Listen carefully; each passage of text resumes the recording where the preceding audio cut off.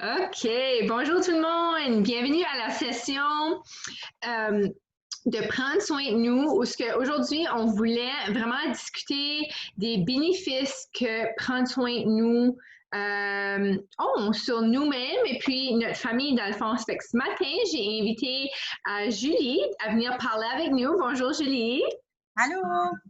Julie, c'est une famille qui vient de ma région, donc c'est la région de Restigouche. Fait que pour les gens qui ne connaissent pas encore, je suis Brandy, je suis la coordinatrice pour le Nord, donc c'est la région Chaleur, Restigouche et Edmonton-Grand-Sault. J'ai invité Julie un matin parce que je savais qu'elle pratiquait des rituels ou routines ou peu importe comment est-ce qu'on veut appeler ça, mais elle prend soin d'elle. Fait que je voulais juste qu'on discute ce matin de petites choses, de prendre soin, puis comment est-ce que ça peut vraiment ressembler dans une famille qui a adopté. Puis Julie, c'est ça, elle va nous conter un peu son histoire, mais Julie, elle, puis son mari, pas un qui ont adopté, mais ils font encore du fostering. Donc, puis là, elle a sa belle petite coupe avec nous autres aujourd'hui qui dit I'm a foster parent, what is your super Power. Ouais, I love it, Julie. Bienvenue, merci d'avoir accepté de faire une petite entrevue avec nous autres. Pas de problème. Pour prendre soin de toi, Self-Care Week. Excusez-moi. Fait que c'est ça, Julie, pourrais-tu nous donner une petite idée, une petite brève histoire de peut-être vite fait de ton adoption, puis quoi est-ce que ça a de l'air, ta famille, avant que je te pose la première question, dans le fond? Moi, c'est ça, on a adopté à l'international, ça fait 12 ans maintenant. Un sibling group, c'est un petit garçon et une petite fille qui ont maintenant 12 et 15 ans. Puis, avant notre adoption, c'était préparé dans la région de Moncton. On avait pris le cours Pride pour devenir une famille d'accueil. Fait qu'on avait débuté en faisant des relèves. On avait eu un placement. Après ça, on a arrêté parce qu'on a adopté à l'international. On a pris 7-8 ans avec nos enfants. Après ça, on est déménagé dans la péninsule. Fait qu'on a réouvert les portes là. Puis là, maintenant, ça fait 4 ans qu'on est à Camonton. Puis on foster à temps plein. Des longs termes, des courts termes, des urgences, des fins de semaine, des relèves. Fait que c'est sûr, la maison est tout le temps plein d'enfants. Il y en a qui rentrent, il y en a qui sortent. Ça fait que c'est très, très occupé, mais nos journées passent vite. Oui, oh my gosh, je peux imaginer. Excuse, j'étais en train de checker les settings une petite minute là. Bon, parce que je voulais faire sûr qu'on était sur le même screen. Oui, ça fait que c'est ça. Puis 12 ans, oh my god, ça passe vite, hein? Je me rappelle, ils étaient petits bébés, là, puis là, ils sont rendus tout grands. Oui, oui, fait que c'est ça. Fait que durant les 12 dernières années, vous avez quand même passé à travers beaucoup de choses, des hauts et des bas. Puis, c'est ça, aujourd'hui, on veut se lancer un peu dans comment ça peut ressembler, prendre soin de soi au travers de ces hauts et les bas-là, quand on devient parent. Puis aussi, ben, les challenges qu'on veut dire peut-être qu'on peut faire face à avec en adoption ou comme vous aussi, vous êtes encore en train d'accepter des enfants, donc vous faites encore du fostering. Qu'est-ce qui peut comme surmonter? Fait que donc, je vais me lancer dans la première question, Julie. Fait pouvez-vous nous donner une idée de ce que oui, voyons, là, c'est ça, mon screen a fait split screen. Pouvez-vous nous donner une idée de ce que une journée typique pour vous et votre famille? Donc, un peu comment ça ressemble, vous autres, votre famille, puis comment est-ce que. Ouais, fait, tu peux élaborer. Tout de suite, j'ai 5 enfants. Des fois, ça descend à 3, des fois, ça monte à 7, ça dépend. On ne sait jamais le matin quand on se lève, qu'on va avoir d'autres enfants. Mm-hmm. Fait que c'est pas mal, tu suis la vague, puis that's it, you go with the flow. Fait que moi, ça, je me lève d'habitude à 7 heures. Je prépare les boîtes à lunch parce que chaque enfant aime des différentes collations. Je bois beaucoup de thé, powered by tea. Je prends ma tasse de thé. Après ça, je commence à lever les plus jeunes parce que j'ai une petite de 5 ans jusqu'à 15 ans. Ça fait que je la lève, je prends ça, je lui donne son déjeuner, je prends 15 minutes avec elle. Après ça, je l'habille, tout ça. Après ça, elle va dans le salon. Après ça, je réveille les autres, comme à peu près à intervalle de 15-20 minutes. Après ça, je vais les amener à l'école. Après ça, je prends mon déjeuner. J'ai mon petit aussi que j'ai décidé de faire l'école à la maison cette année. Fait que j'en ai un à la maison. Ça fait que c'est sûr, faut vraiment être très, très organisé, mais il faut quand même pas oublier, prendre le temps pour nous autres mêmes parce que, disons que la première semaine, là, c'était vraiment overwhelming, si tu veux. Parce qu'on veut essayer de faire sûr qu'il manque de rien puis qu'apprendre toutes les matières, mais we go with the flow. Des fois, il fait beau, fait qu'on amène nos mathématiques, on va au parc sur l'autre puis on fait ça là. Des fois, on se prend des petites pauses. Fait qu'on a fini d'habitude vers les 2 heures. C'est sûr, une fois 2 par semaine avec les enfants d'accueil, tu as tout le temps des rendez-vous, des psychologues, des rencontres avec les intervenants. Ça fait qu'il y a beaucoup, beaucoup de in and out. Là. Juste aujourd'hui, j'en ai 2 qui ont un rendez-vous. Demain, j'en ai une autre qui a une rencontre. Fait que c'est sûr, c'est beaucoup de in and out. Puis surtout que le COVID, je les apporte à l'école le matin. Fait que je fais le taxi. Là. Oui, oui. Ma journée d'école finit vraiment vers les 2 heures. Après ça, je commence à aller les chercher aux garderies. Après ça, je prépare le souper. Après ça, c'est les devoirs, les bains, tout ça. Puis après ça, je commence à les coucher à intervalle de 15-20 minutes aussi. Dans l'après-midi, je prends une marche. Je vais faire le tour du bloc une fois ou deux toute seule, juste pour être dans la nature. Je fais mes respirations aussi, ça me fait vraiment du bien. Oui, c'est ça, on va rentrer là-dedans. Enfin, je veux savoir plus sur ta routine que tu as mis en place, parce que dans ce que tu viens juste de nous expliquer, comme ta vie est quand même vraiment occupée. Très occupée. Puis, vous avez, comme famille, comme tu as dit, beaucoup de choses à prendre soin, si tu veux. Puis, comme tu as mentionné, beaucoup de rendez-vous. Je suis sûre qu'il y a beaucoup de personnes qui vont nous écouter aujourd'hui qui vont ils vont être en relation avec ce que tu dis. Je pense qu'ils vont se reconnaître dans ce que tu dis parce que je pense que dans la situation quand on adopte puis qu'on foster, comme tu dis, il y a beaucoup de in and out, il y a beaucoup de choses qu'il faut que tu penses puis qu'il faut que tu fasses par rapport au rendez-vous. Puis, ils ont beaucoup de services d'habitude qui est mis en place aussi, que ce soit le psychologue, que ce soit l'orthophonie à l'hôpital. Pour ça, tu as les travailleurs sociaux, que ce soit du côté d'adoption ou de fostering.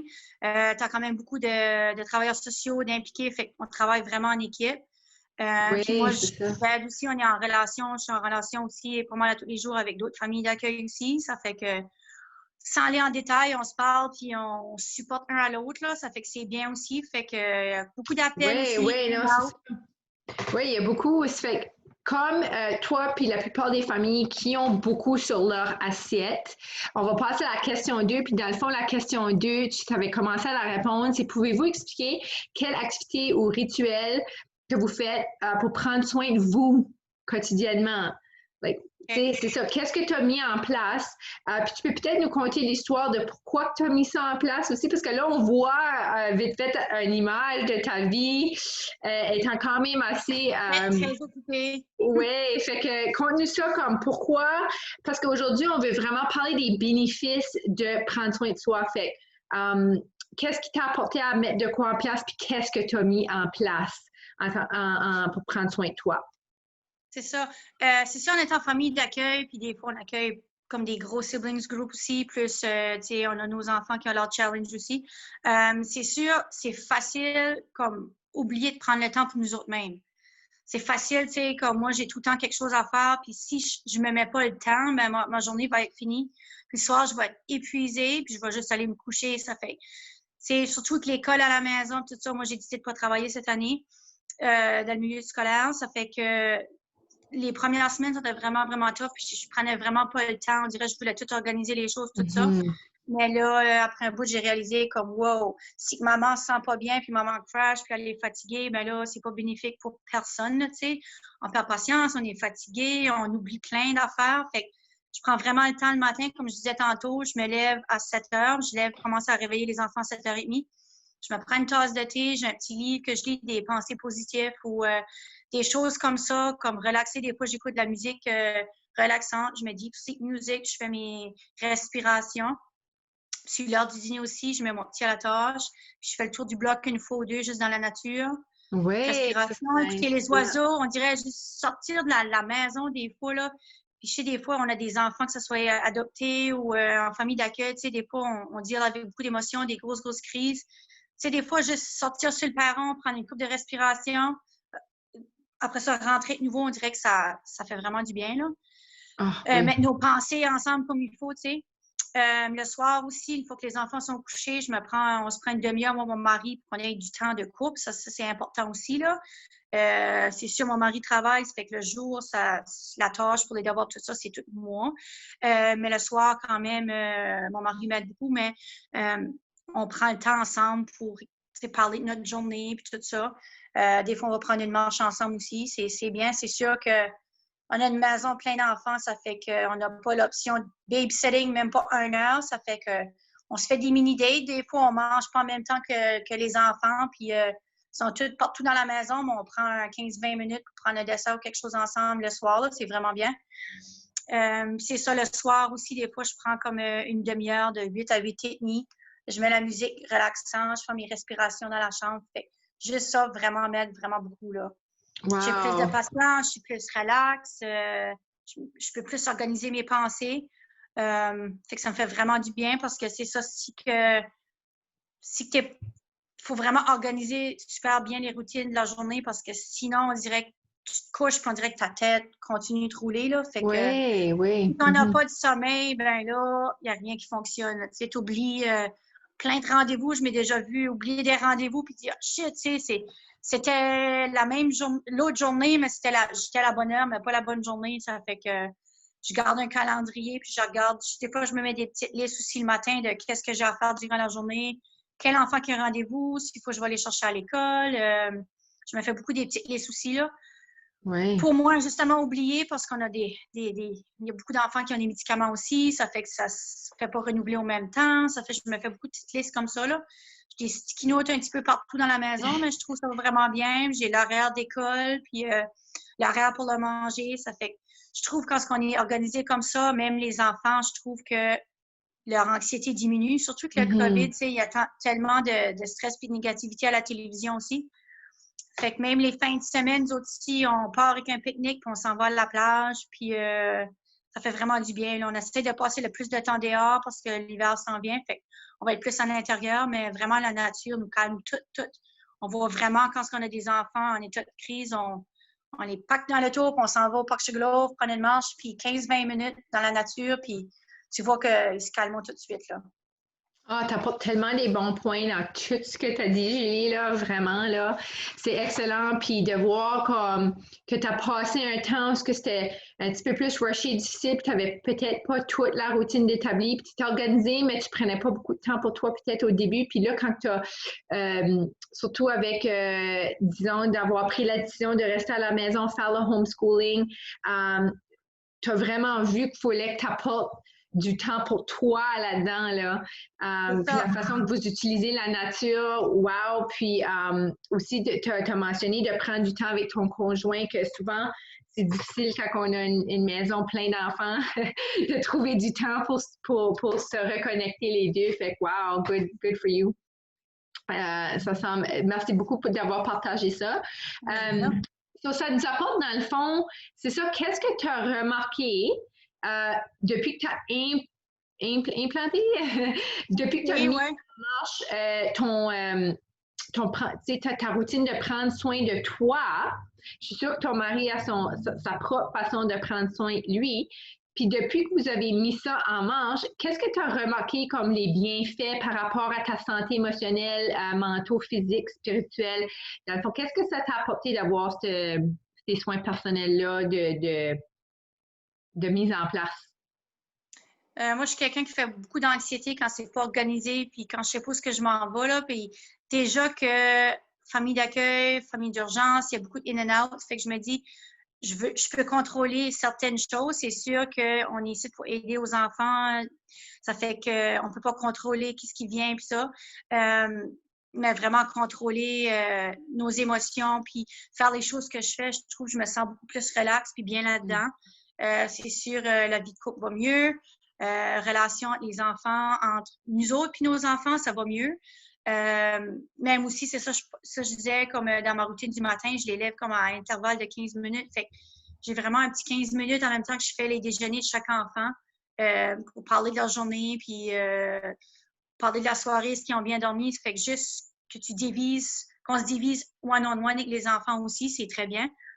Puis vous voyez que, tu sais, ils ont quand même le temps, même si maman est très, très occupée, puis on en prend d'autres que ils ont chacun leur place dans la maison, ils sont importants. Puis la même chose avec mon mari aussi, lui, c'est sûr, c'est les sports au bout. Moi, je faisais plus de sport avant. À cette heure, j'ai eu un diagnostic que je peux pas en faire beaucoup, mais je peux quand même marcher et tout ça. Cuisiner aussi, tu sais, ça me relaxe. Je mets de la musique, là. Je crank la musique, là. Moi, la musique, ça fait vraiment du bien quand il n'y a personne à la maison, je crank ça au bout. Mais vraiment, patience, relax, ça fait toute la différence. Puis, on a un groupe de soutien aussi, toutes les mamans d'accueil, les nouvelles familles que j'ai formées.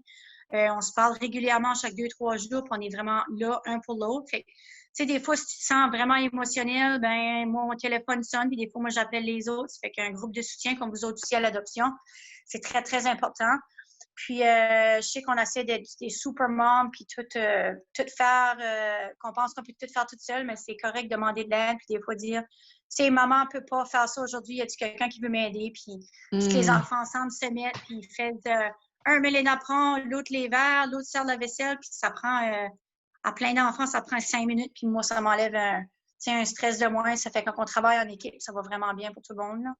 Ah, absolument. Tu apportes tellement un bon point de support, du fait que justement de reconnaître que c'est correct, qu'on est quand même des super moms, c'est ça qui est l'affaire, mais que de savoir c'est où nos limites, puis que c'est correct de demander de l'aide, puis surtout aussi, point de vue émotionnel, de pouvoir une place à se vider, puis à parler, puis à se normaliser dans qu'est-ce qu'on passe à travers, ça fait vraiment du bien là-dessus. Oui, tu as vraiment des bons points. Moi, je trouve les groupes de soutien, c'est super, super important parce que, comme nous autres, on a adopté à l'international, mais c'est mes amis qui n'ont pas adopté, qui ont eu des enfants biologiques, on ne vit pas les mêmes choses, tu sais. On attend, moi, ma grossesse, c'était 2 ans d'attente. Puis, ma grossesse, je l'ai vécue là, comme mon accouchement. Notre agence a fait faillite, puis on s'en était en Afrique dans 2 jours de notice. Ça fait que, tu sais, on n'a pas vécu le même stress. Ça fait que c'est vraiment important d'avoir des personnes qui passent en travers des mêmes choses, qui peuvent vraiment bien te comprendre. Oui. Je trouve que c'est vraiment important d'avoir ce support-là. Oui, c'est de trouver le parents, support. C'est ça, même des fois, tu as des parents ou des bons amis, mais ils vivent d'autres choses, mais c'est pas pareil. C'est vraiment pas pareil. Moi, je veux dire, l'adoption internationale, puis les enfants d'accueil, ils ont tous vécu du trauma. Fait que c'est ça, c'est challenging, mais c'est bien avoir des groupes de soutien puis avoir quelqu'un à qui parler, là. Ah, absolument, absolument. Super. Puis, dans le fond, ça m'apporte à ma dernière question, Julie. Est-ce que tu aurais des conseils à donner à notre communauté d'adoption en ce qui concerne de prendre soin de soi? Tu nous as déjà donné comme plein de bons, mais c'est comme last words, des derniers petits mots, si tu veux donner à notre groupe qui nous écoute aujourd'hui, dans le groupe de support d'adoption ou même at large, tous les gens qui sont là, qui nous écoutent aujourd'hui, qui se demandent d'adopter. Peut-être il y a des gens qui sont en train d'attendre ou qui sont en train de penser à adopter. T'aurais-tu quelque chose par rapport à leur dire prendre soin de soi? Oui, prenez soin de vous autres parce que je veux dire, une fois qu'on tombe malade, c'est sûr, après ça, c'est pour remonter l'échelle, ça peut prendre plusieurs mois. Moi, je sais que j'ai tombé malade l'année passée, puis je commence juste à remonter la côte tranquillement. Fait que vraiment prendre soin de nous autres, faites attention, prenez soin de votre vie de couple aussi. C'est sûr, si que vous avez la parenté qui offre de faire du babysitting, allez sur des dates, c'est vraiment important. Même si ça allait dans le drive-thru, même avec les enfants, ou c'est juste des fois, même juste le soir, un 15-20 minutes, nous autres, on se déconnecte un peu plus de la télévision aussi qu'avant, vraiment avoir du temps de qualité. Puis c'est sûr que ce soit un enfant adopté, de foster, biologique, il faut prendre le temps avec les enfants, il faut prendre le temps pour soi. La vie de couple aussi, c'est important. Absolument. Merci beaucoup, Julie. Vraiment, là, tu nous as donné des bons points et des bonnes choses à vraiment réfléchir. parce que j'imagine qu'il y a des gens qui écoutent aujourd'hui qui se demandent un peu c'est quoi ça peut avoir de l'air une fois qu'on adopte ou qu'on prend soin des enfants à travers du fostering. Et puis, les gens qui nous écoutent aussi, qui ont déjà adopté, puis qui vivent sûrement les mêmes choses que votre famille. Donc, merci beaucoup d'avoir pris le temps de nous partager un peu les bienfaits de prendre soin de soi et puis un peu nous donner un petit look-in dans ta vie. Et puis, c'est ça. Merci beaucoup, Julie. Bienvenue, bonne journée. OK, bonne journée.